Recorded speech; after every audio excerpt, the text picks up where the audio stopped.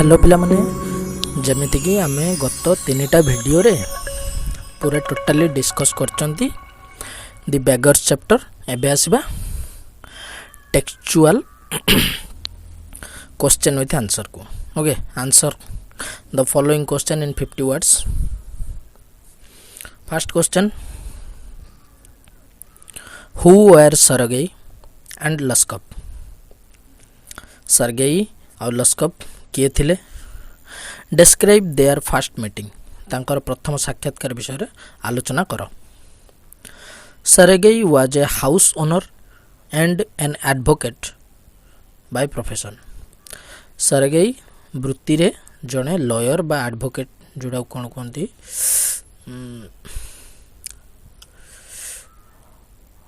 Lawyer, तो lawyer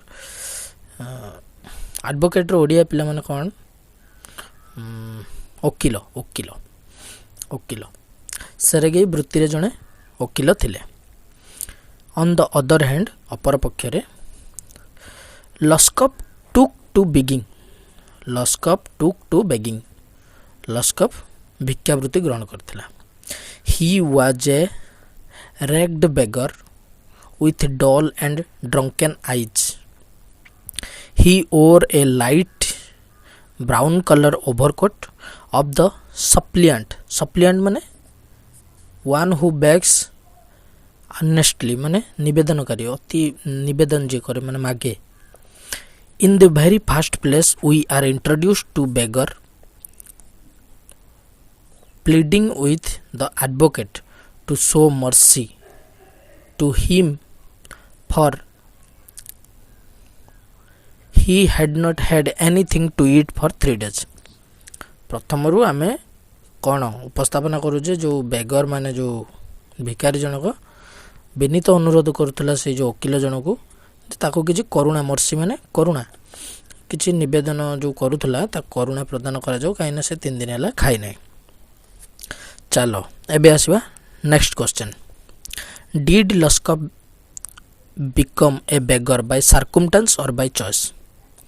लस्कप भिकारी हैला, circumstance माने परिस्थिति, परिस्थिति अनुसार भिकारी हैला ना इच्छा करी भिकारी हैला।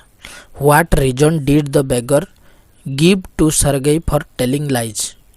कौन कारण थिला जोटा कि से भिकारी सर्गेई को देला, जे जो मिछ कहबार कारण कौन थिला?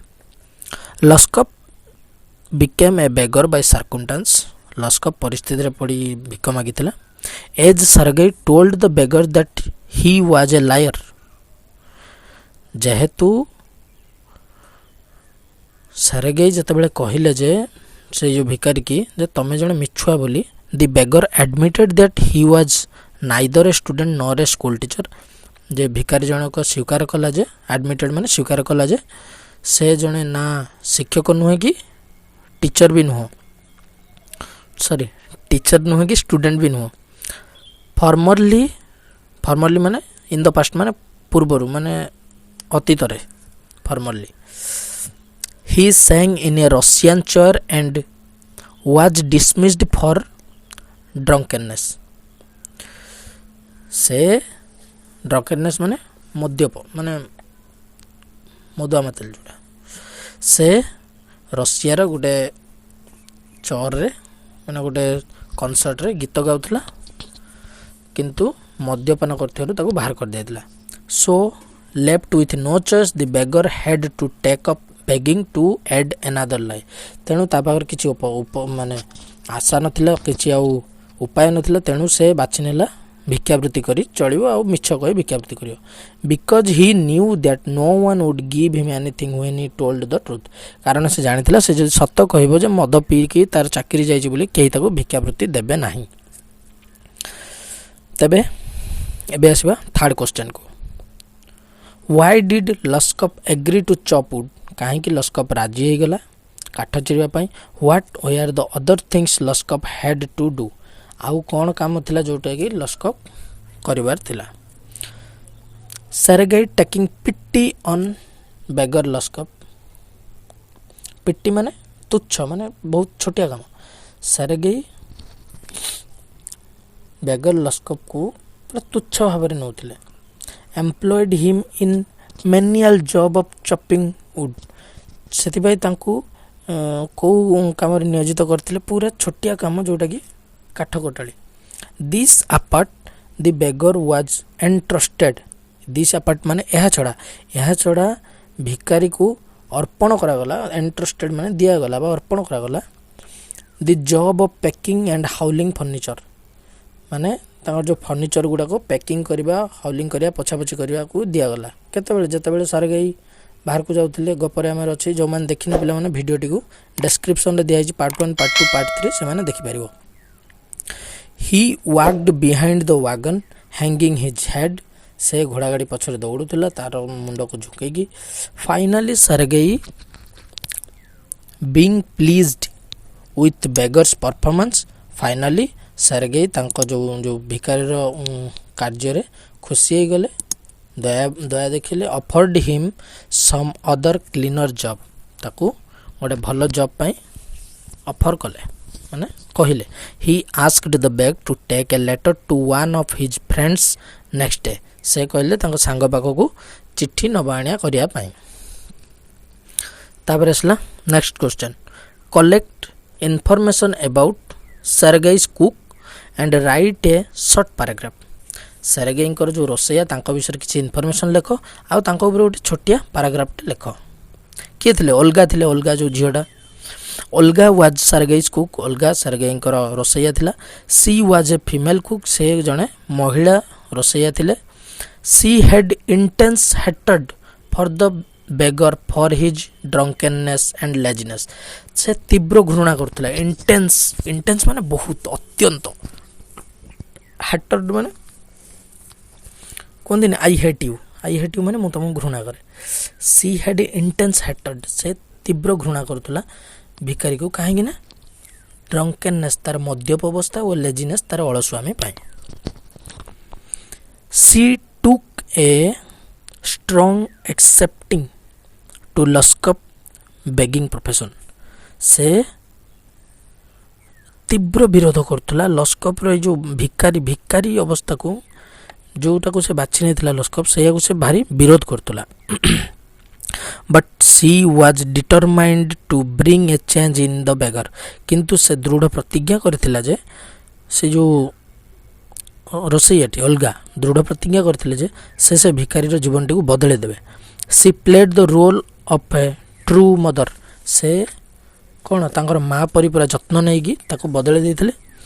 ଅପୋଜିଂ ଦ ବେଗର୍ସ ruinous state for severe drinking and even she tears with a caution। ସେ caution ମାନେ ସାବଧାନ କରାଇବା। ସେ ସାବଧାନତା କରାଇ ruin state ମାନେ ସେ ଯେଉଁ ଭିକାରୀର ଦୁର୍ବଳ ଅବସ୍ଥା ଯେଉଁଟାକି ସେ ମଦ ପିଇକି ହେଉଛି ତାକୁ ତୀବ୍ର ବିରୋଧ କରିକି ଆଉ ତାକୁ ବଦଳାଇବାକୁ ବହୁତ ଚେଷ୍ଟା କରିଥିଲେ। ଇଭିନ୍ ଇଫ୍ ସେ କାନ୍ଦି ବି କ'ଣ ତାକୁ ସାବଧାନ କରାଇଥିଲେ। Her words and deeds her words and deeds of having helped the beggar chop the wood had great impact on Luskop।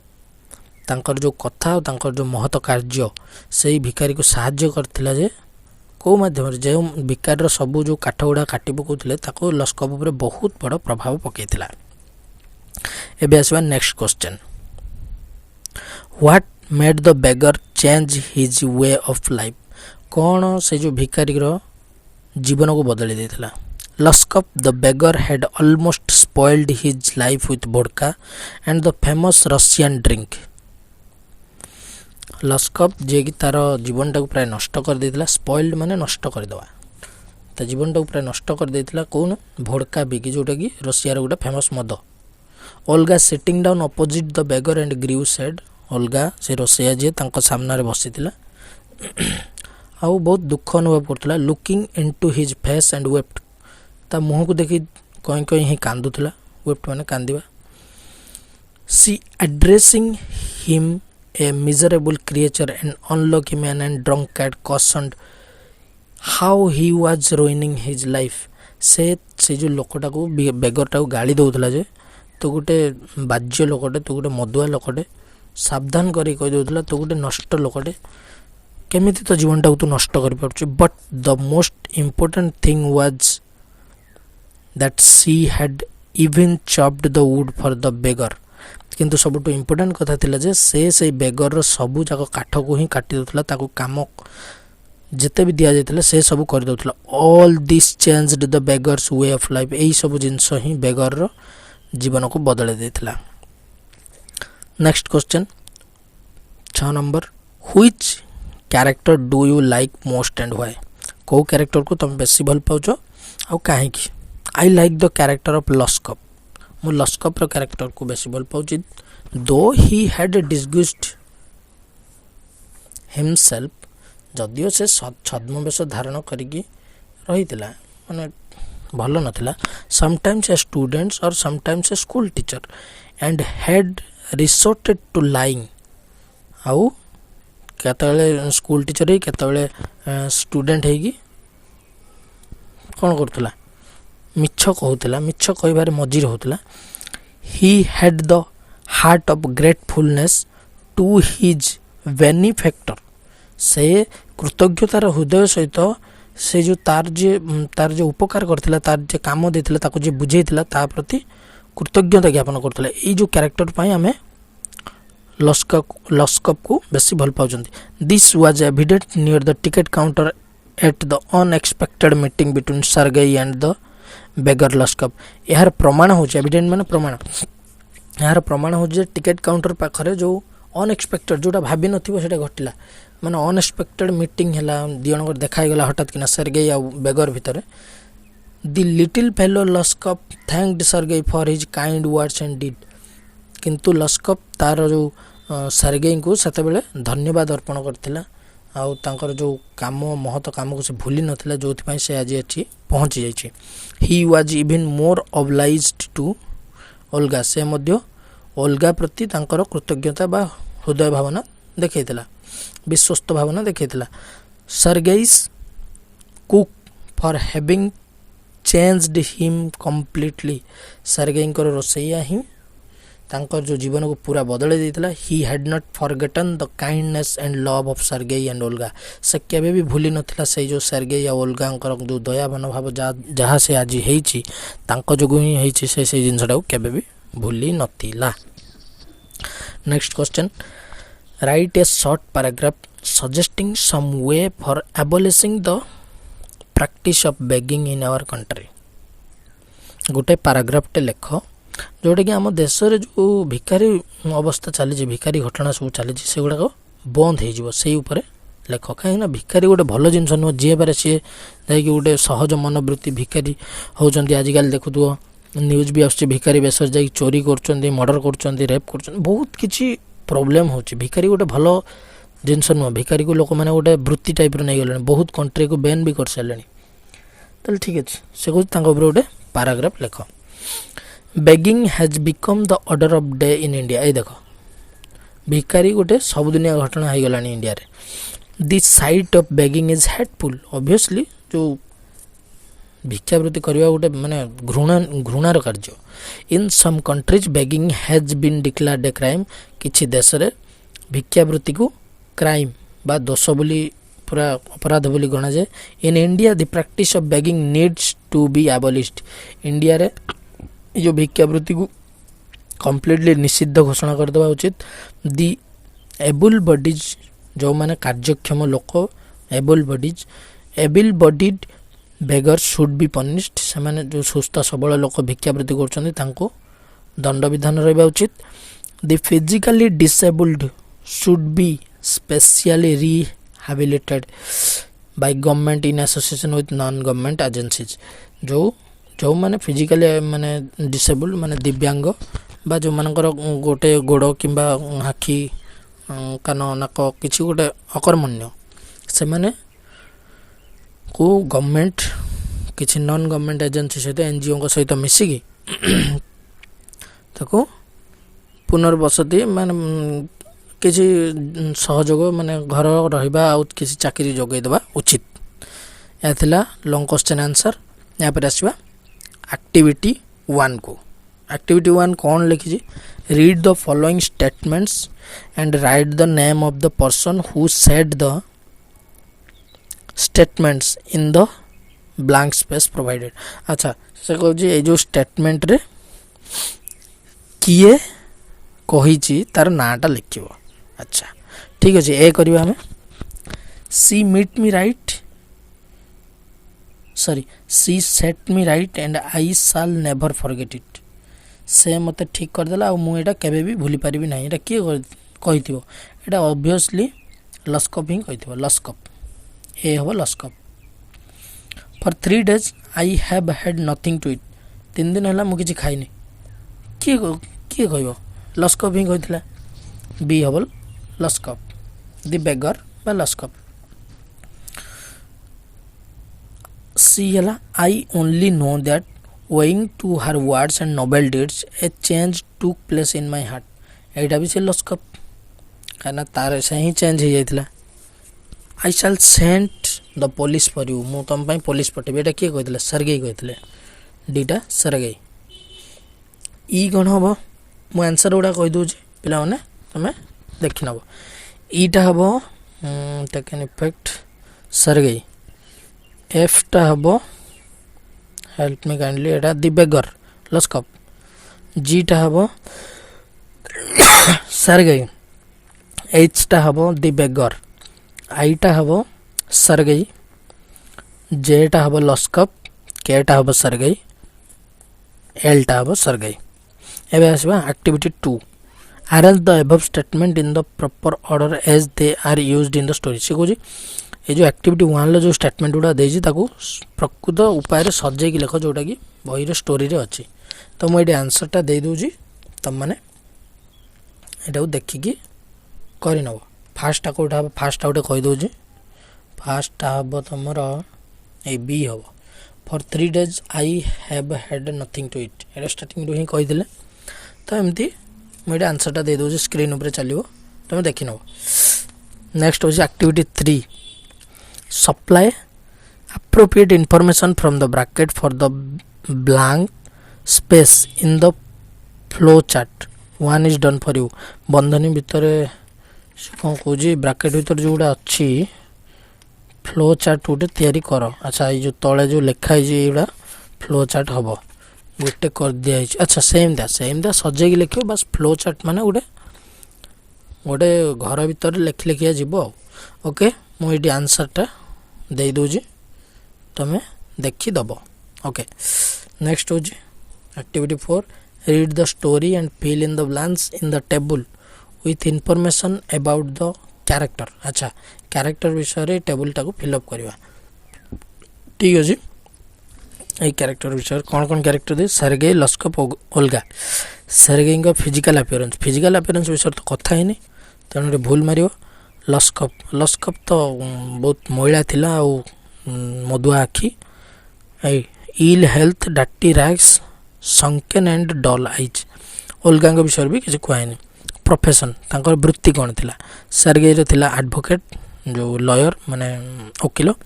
लस्कप थिला बेगर भिकारी। ओल्गा थिला कुक बा रोसैया।